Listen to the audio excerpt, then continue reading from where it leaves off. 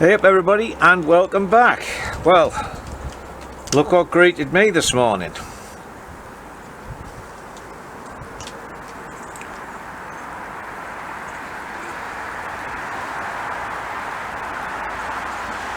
And I don't know if you can see that, 30 degrees.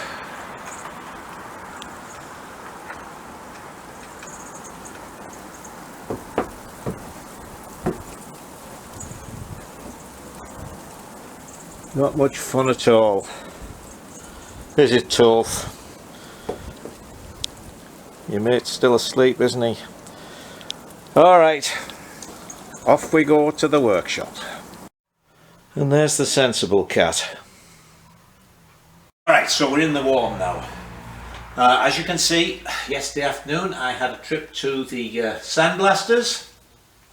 You may also notice all the little yellow bits. That's all the brazing where everything is done to put the frame together. Also, boxes arrived, so we'll have a look through them, see what sort of stuff there is. Oh, little shadow area there for the sandblasted. Damn. He's normally absolutely 100% spot on. Anyway, so I've started painting some little bits and pieces because those I did in my blast cabinet.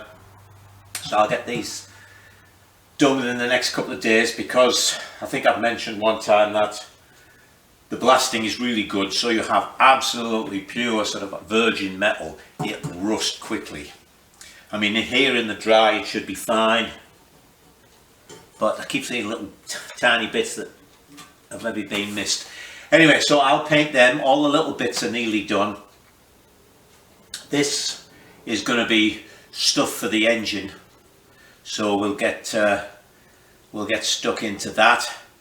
But what we're going to do today is we're going to go on the milling machine and do the holes in the brake drum for both for mounting that backing thing. There should be, well, in here, as well as another disappointment for me. There are some 1-inch hardened pin, well, 1/8-inch hardened pins there, and some bolts for mounting the sprocket to that back ring. And what I did was I think they were 1-inch bolts, but all the 1-inch bolts I found were fully threaded. So these, I got them longer because they've got a 1/2 inch that isn't threaded. So I'll just cut off a section of the threaded part and then I've got decent shouldered bolts.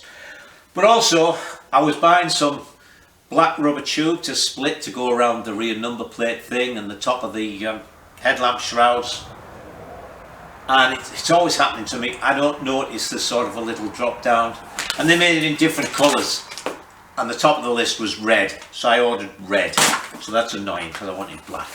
So anyway, what was I saying? Oh yeah, we'll do the brake drum, and then seeing as you know from before, I don't show you painting because I'm not really a painter. We'll do the wheels. So let's get on and see what came in the boxes. Right, so this first one is from Peter Quick, who runs BSA Unit Singles in somewhere New Hampshire. And as the name suggests, he specialises in the unit BSA singles, and he does have quite a lot of stuff, including some used parts, which he obviously takes from bikes that come in and get broken.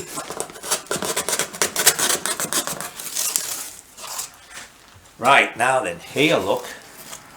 Isn't it nice when you get something absolutely, genuinely original? It's little alpha box.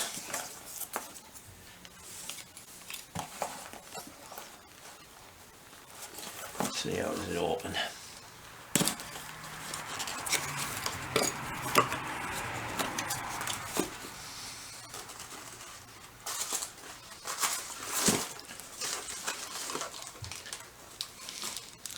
One big end. So that's the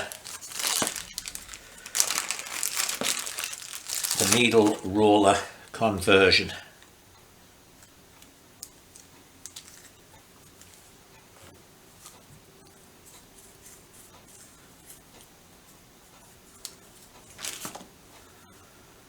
There's our crank pin. And there's our rollers. Nice, nice, nice. Okay. Can't remember if there was anything else in there. I don't want to take up too long looking in boxes. Oh!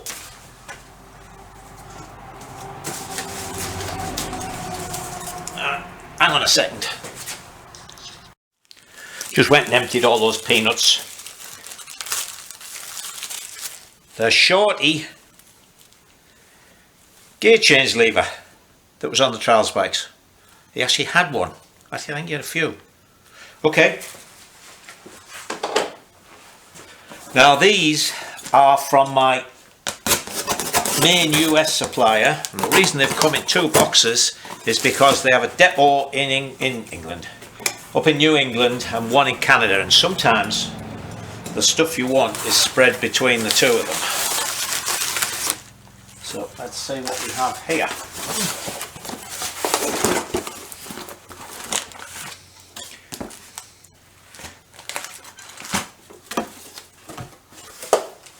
Everything in one bag.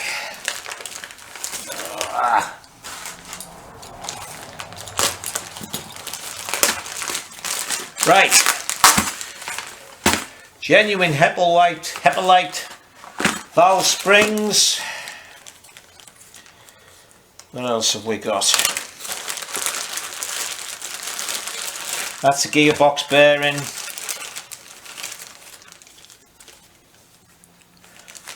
One little lock washer and some oil seals. And I got some W springs. I have W springs. These are for putting the headlight unit into the chrome rim. I'll show you them later so you know what they are. Oh, and that, I think, which one is that? I can't remember, I'll have to look on the list.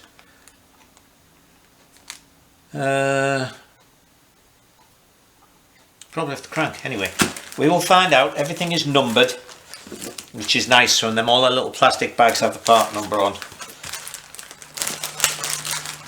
All right, get them out the way. Not getting bored, are you? Good.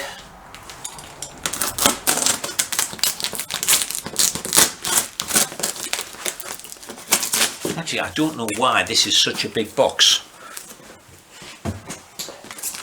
But it is.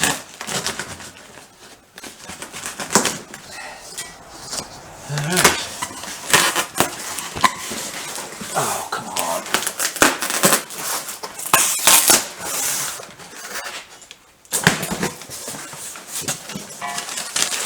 More flipping news. Oh! Gasket set. Oh good, there is a head gasket in there. Excellent.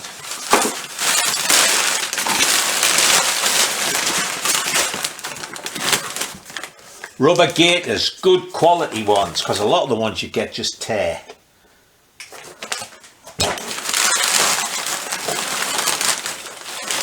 Light unit.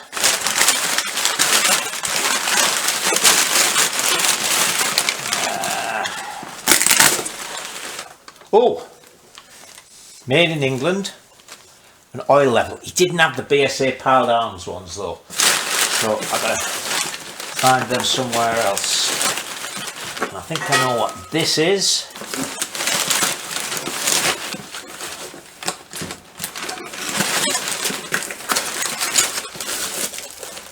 Nice new small black headlamp. I was going to say there's no holes in it, but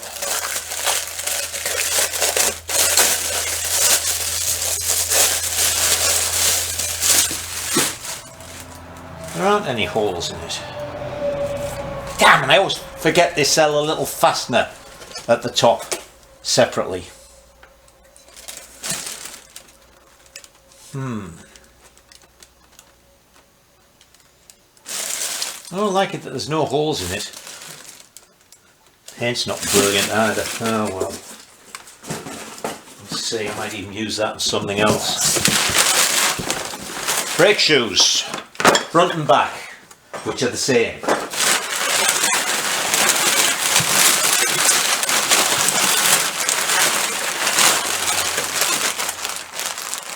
More oil seals and valves. Yep, valves, things like that. Alright, that's enough taking stuff out of boxes. Let's do some work. So here's where I've got to on the rear brake drum. I've bronzed it at intervals around. I was a little worried about, I know he welded it and everything, but I bronzed it for a couple of reasons. One, because I think it'll be fine, strong enough. But also, you know, it's a brake drum. I didn't want to put too much heat into it, and this is cast iron, so I thought the bronze would be better for cast iron to steel. And after it was all finished and cooled down, I put it back in the lathe and set it up on the front face, and everything runs true, so I don't want to touch that anymore. So the next thing is to get it set up in the mill, because we've got to do a hole pattern around this piece for those 1/8 inch pins. And what I've done is I've got slightly longer pins, so I'm going to drill it, I'm going to put it flush on this side and then have it stick out just a little here, and this, of course, as I say, is steel, and then I'll just weld that just with a little quick bit of weld so we don't put too much heat into the pin, and that I think will be more than strong enough. Then we have to put our holes around here, our 1/4 inch holes, to bolt the sprocket on. So hopefully you saw all that. I didn't move things around too much. Let's go and have a look at the mill. Now I've got the rotary table set up. I've actually put the drum on it already. I've got a couple of bolts bolting it down into the T-slots. And I was going to use this clever little gadget here, which goes up into there and has a test indicator on the end, but the little pointer fell off the test indicator. It screws in, I mean you can barely see that probably, it's a tiny little bit, and it won't screw back in. So I was going to super glue it, but I don't have any super glue, so I'm going to use this Blake coaxial. Actually this one is a Blake. I was able to find that and for a reasonable price. Okay, so what we're going to do is we're going to spin this. Some people like to turn it. I don't see the point in that. It was designed to work like this, and I spin it at about only 60 RPM, and that holds this steady here so you can see it, while the little pointer inside sweeps, and as it moves backwards and forwards you'll see it on there. And the idea is you move the table x-axis and y-axis until it doesn't swing anymore, and these graduations actually are half a thou. So let's set it going, and move that. That's a wooden box because I'm not tall enough to reach the drawbar on top of this mill. So if you watch when I start it, it'll fluctuate. See that?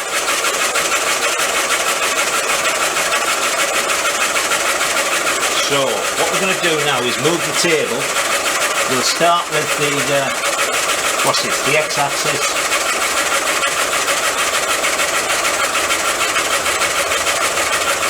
Going the wrong way.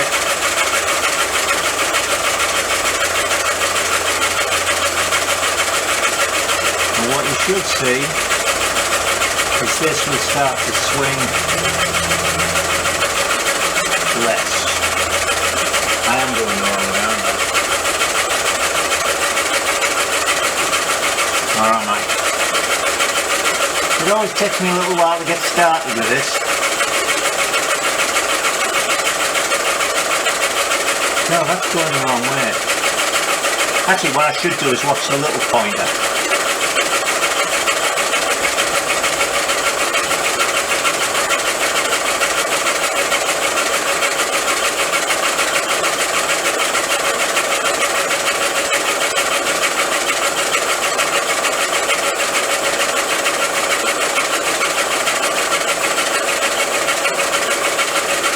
try the other axis.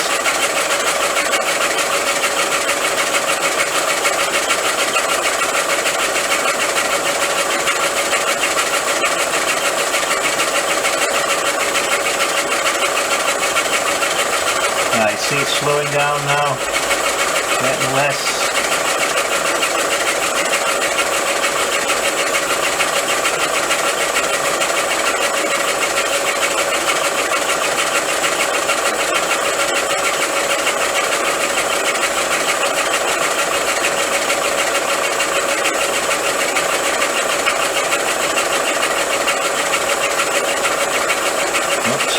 Past it.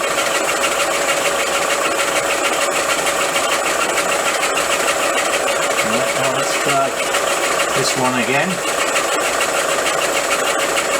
Whoops.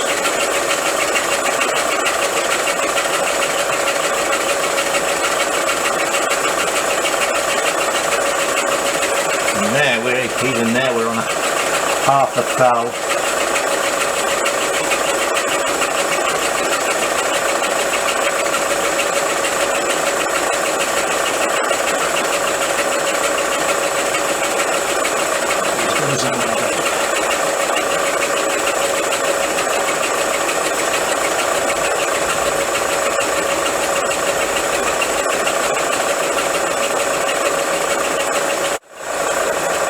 Alright, I forgot to zoom you in.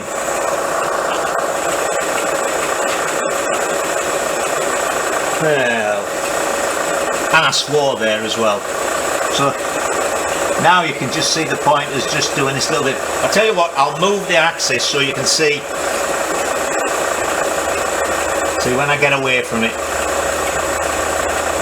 So you just, as I say, you just move the two axes to bring it back.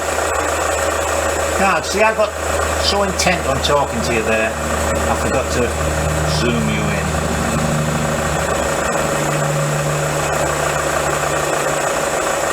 Alright, I'll get that back to that and then do everything I just told you about. Right, I put the chuck in and the centre drill. So I have measured the width of this, which is the original hub part that we machined down, right? The diameter there is 6 7/8. So the radius from there to the edge of there is 3 7/16. Then I want to come in, I want this to be an 1/8 inch from there. So an 1/8 off that makes that 3 5/16 to there. Then for the bolt pattern, we know this is 3 7/16. I want to come out 3/16. So that's 3 5/8 because it's going to be 3 10/16. Okay, so I put a couple of marks on so I can check that I'm right, because never used one of these before, so who knows, might be another one of those, this will be successful or we'll ruin it.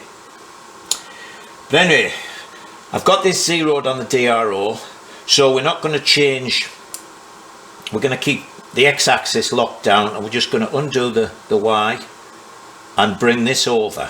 Well, we're going to take the table back till that's where we want it to be. Then we're going to go around, we're going to do 8 holes. So that's going to be, what's 8 into 360? 45 degrees. Okay, I think. I'm going to check all these measurements, then we'll come back. Right, then I've checked my measurements and I've checked my maths, which, as you know, I really need to do. So we'll unlock this and we're going to wind this out 3 5/16, which is 3.125 inches. So let us wind this in.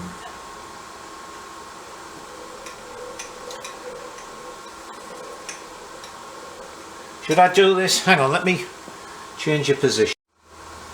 I don't know if you really want to see these numbers changing, but what was I doing? Winding it in. So here we're going to go to 3.125.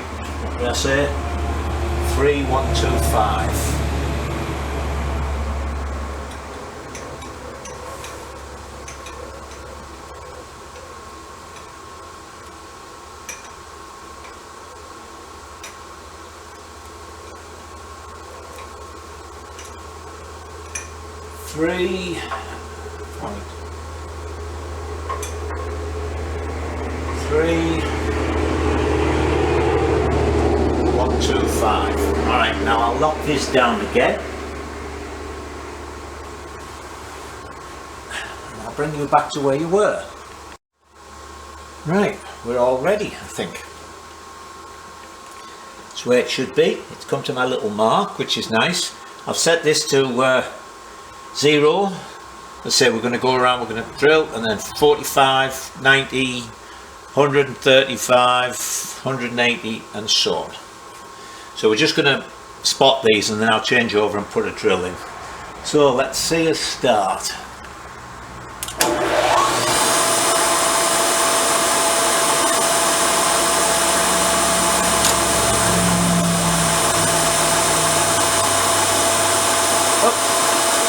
See, I'm forgetting you've got to lock these down. Alright, now we do it.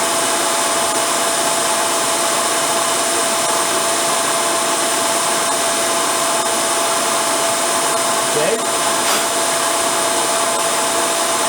Unlock that. Round to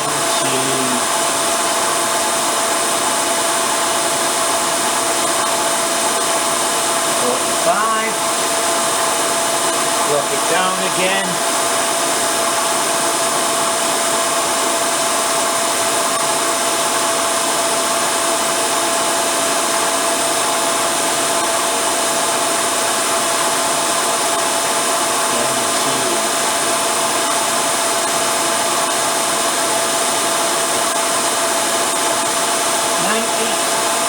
This is clever, this, isn't it?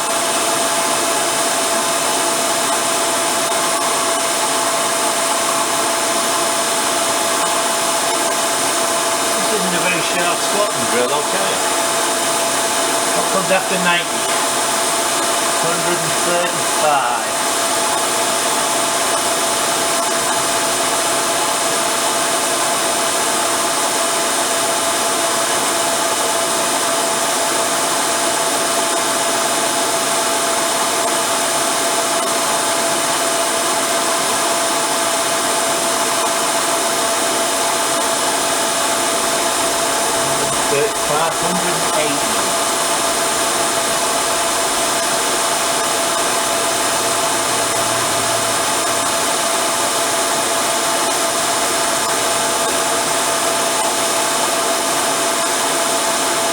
This is a bit boring to watch. I'll finish seeing as I've started. Bamba gas going.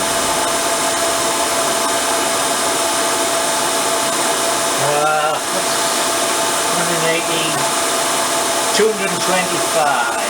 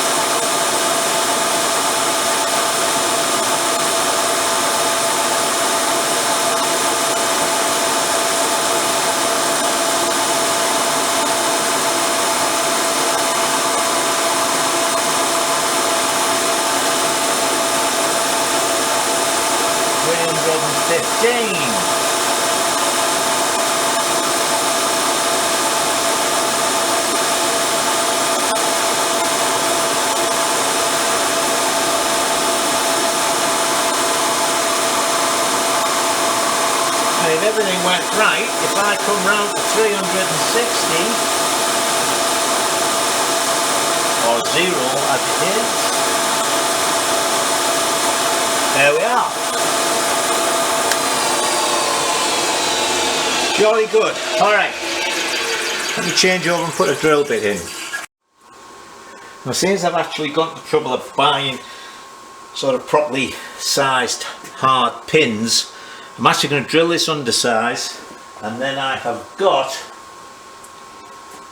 tiny weeny 1/8 inch reamer. So again, I won't show you all the hole drilling and stuff.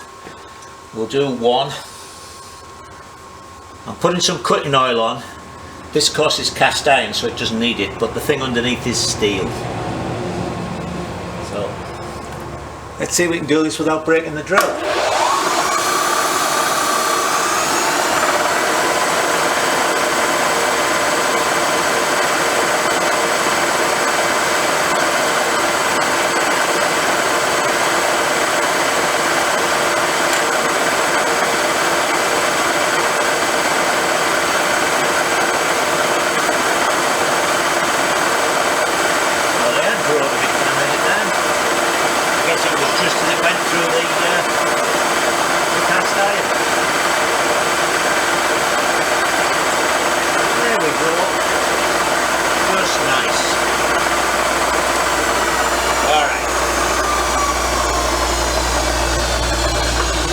I won't bore you with all of them.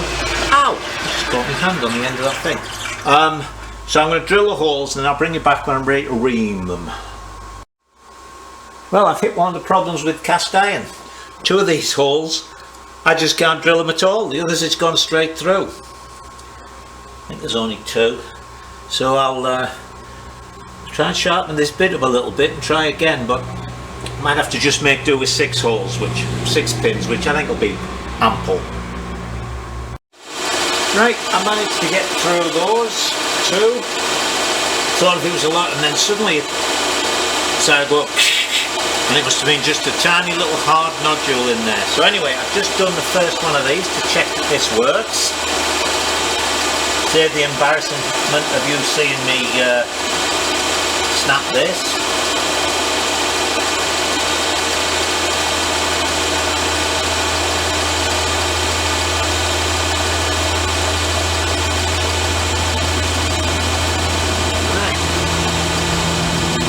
Again, I'll just show you one.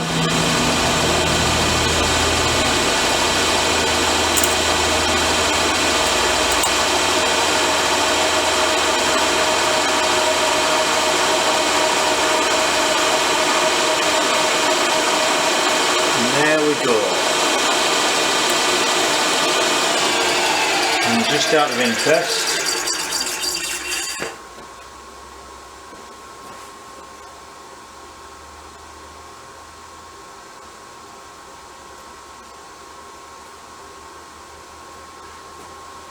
hammer.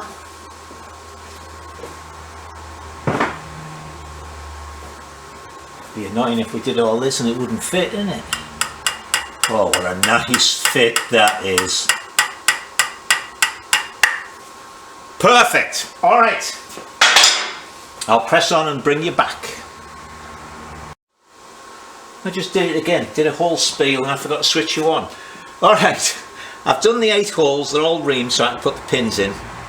Now I've moved out to 3.625 to drill the 1/4 inch holes to bolt the sprocket on.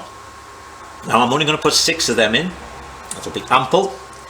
But you may remember that this ring, I made it out of a sprocket, and when I turned the inside out, we had sort of 2/3 of a bolt hole left. Now I think there are 8. I'm going to check.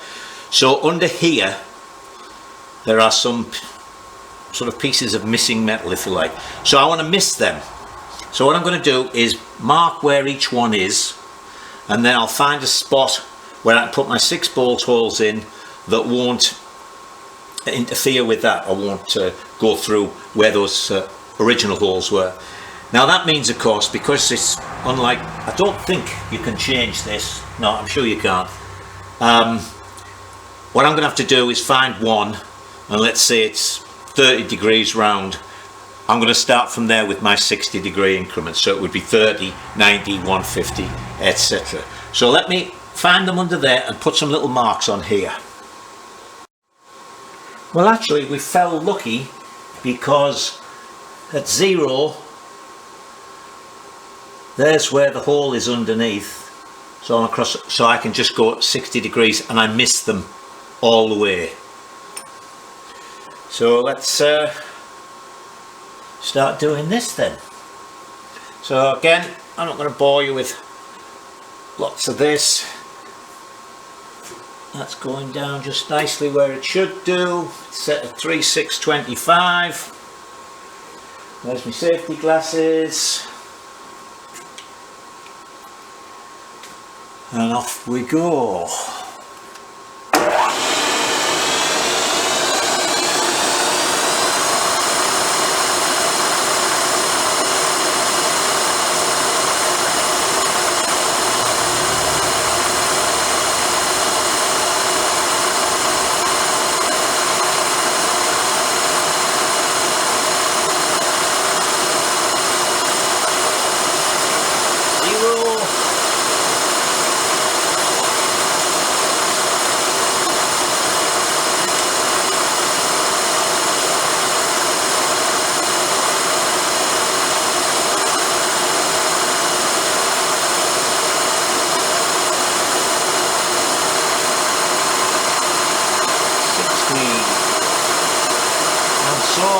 And so on. So there it is. We've got our 6 holes in. I even checked them with a pair of dividers. They are absolutely equidistant. I've put the 8 pins in there, and on this side, as I mentioned, they stick out a little bit. 1, 2 of them I think hit just, there's the holes I was mentioning that I wanted to miss with these, although actually they were far enough out, but I don't think I would have liked it to have been there. So the reason I let these stick out a little bit was so I could put some bronze around them, or weld them. I could do either, but it'll just hold them in and everything will be locked together. So that's it. Now all I've got to do is order a sprocket. I know the size of the hole for them to put in, special sprocketists, sprocket specialists, and I know the hole diameter. So, and where are we?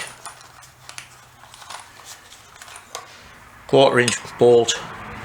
They're a beautiful fit, so that's nice. All right, let's look at the wheels. Now the last thing I'll get to this week is starting to get the wheels ready. So I've already taken off the nave plate. Hang on, I'll get one. Now these just clip on over the edge. There's an edge, I've got it masked up now because I'm going to do the centre in black. But in 4 places round here, the rim is cut and a little bit of it can be folded in. So it clicks over and then a little bit folds in. So we've taken that off and what have you, and I'll be taking the spindles out. But before we take the wheel apart, we need to know what we're going to do to re-spoke it. Right? Whatever you do, if you're getting someone to do the wheels for you, don't just turn up with a hub and new spokes and a rim. They won't be happy. So what we need to know is how much the rim is offset from whatever. In other words, a point we can measure on this. Now what I always do is measure them on the brake drums, and the reason for that is simple. If you look at this one, we're going to take this as being the brake drum. It's not actually, because I suppose I should have used a front wheel, but in fact, okay, let me use a front wheel. Well, as it happens with the C15, it doesn't matter because of the way the hub's made. But normally what you would find is, here's the brake drum, and the brake drum has got a nice broad flat place to put a straight edge, and you would use that as your datum. Normally what you would find on the other side here, because of the nave plate, it's flat, this would be solid, and you'd only have a small, sometimes even smaller than this, span to put your straight edge on, and it's rather easy to just, you know, when you're being busy looking at this end of it where you're making your measurement, for it to go like that. So I always use the brake drum. Plus it means that you never forget which side of the wheel you measured from. Always the brake drum, it's fine. So what we want to know is, this is our starting point, our datum.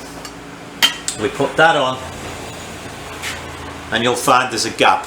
Let me make sure you're seeing, yeah, you're seeing all of it. Okay, let's say that will go on nice and flat, nice and easy. Don't put it on that way, of course, because it will wobble. You want it to be stiff. And then you'll find there are varying amounts of gap. Or is it the Triumph 650 front wheel? The rim is actually higher than the brake drum. So what we're going to measure is the distance from the edge of the rim to our straight edge. And then we'll know that when we rebuild the wheel, we need to have that distance there, and the rim and the hub will be in the correct relationship. Now with an older wheel, don't just measure it once, because the wheel might not be true. At the very least, measure it opposite, but the best thing to do is to measure it in 4 places, and then if they're slightly different, just average them out, and that's how far off the rim is from this datum point. So let's see what we've got here. We have got 1/8 of an inch there, 1/8 of an inch there, 1/8 of an inch there. So that's the first thing we're going to note, right? So the first thing you need to know is the offset. So ours is 1/8 of an inch. Now the next thing we need to know is how many spokes cross. And by that I mean this here. Right? This spoke comes out, it crosses that spoke, and it goes to the rim. So these spokes only cross one of the spoke. Sometimes it'll come at an angle, it'll cross 2. Sometimes it'll even cross 3. So with ours, it crosses 1. So let's make a note of that.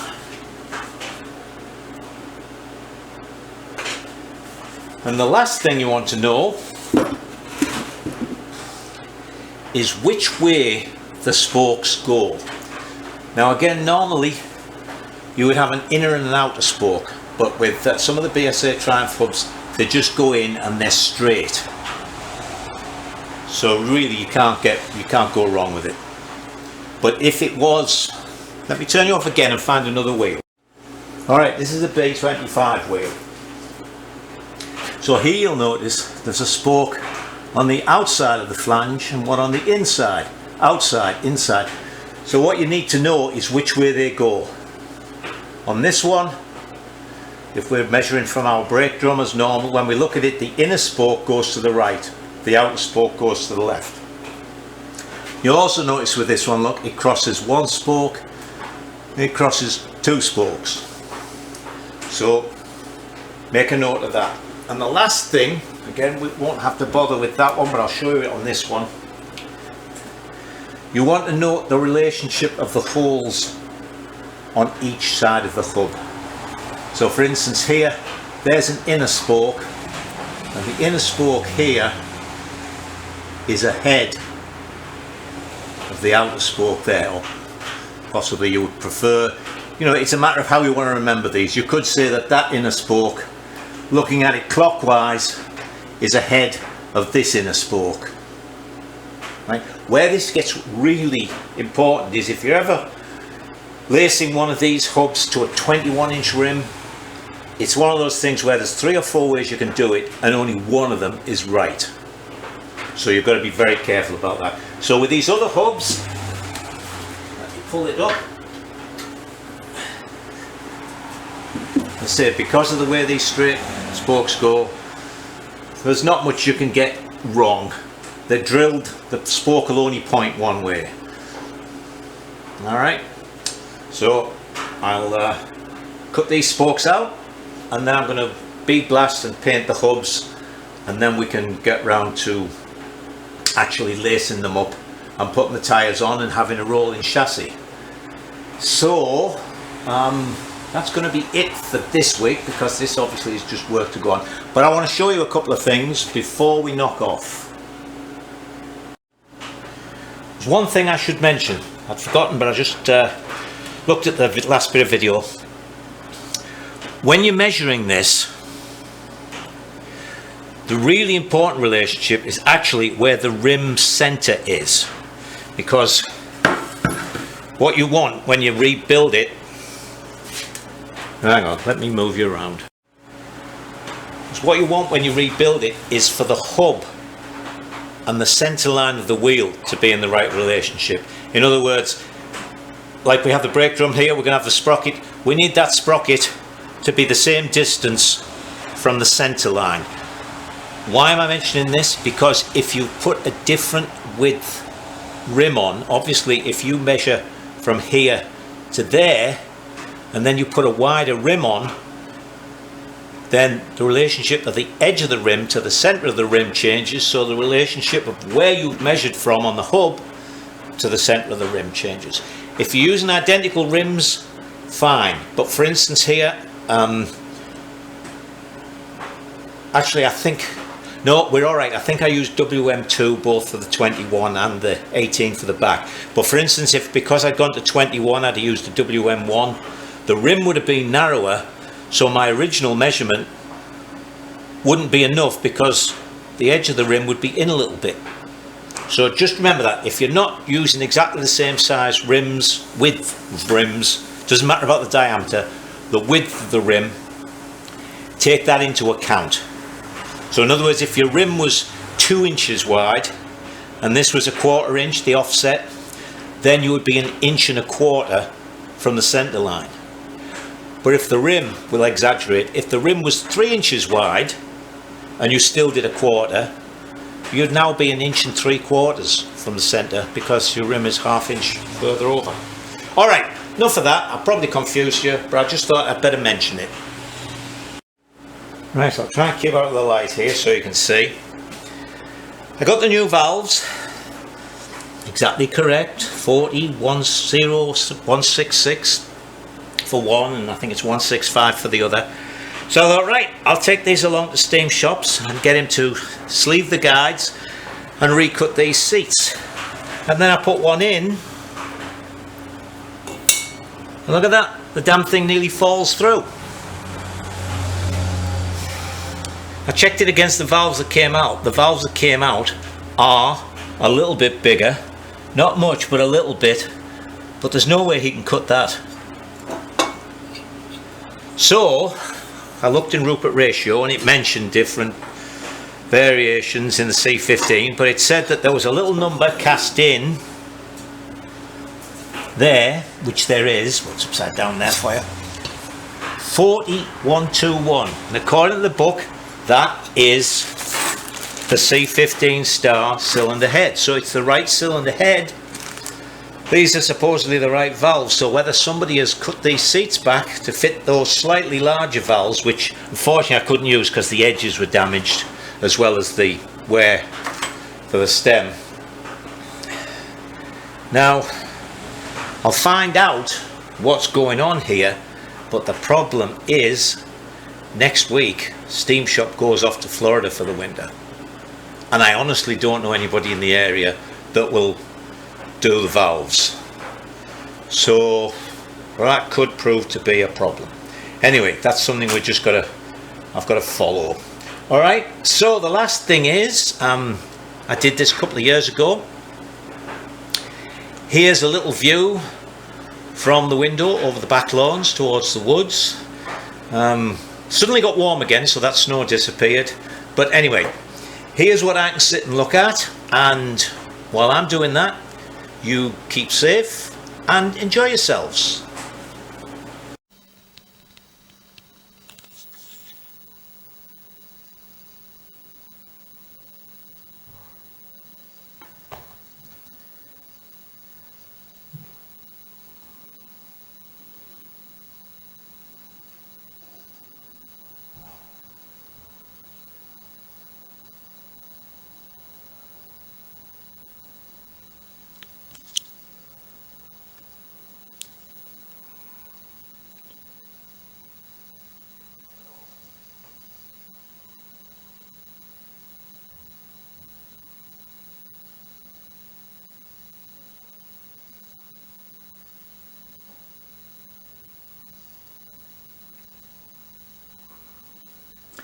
And I think he's here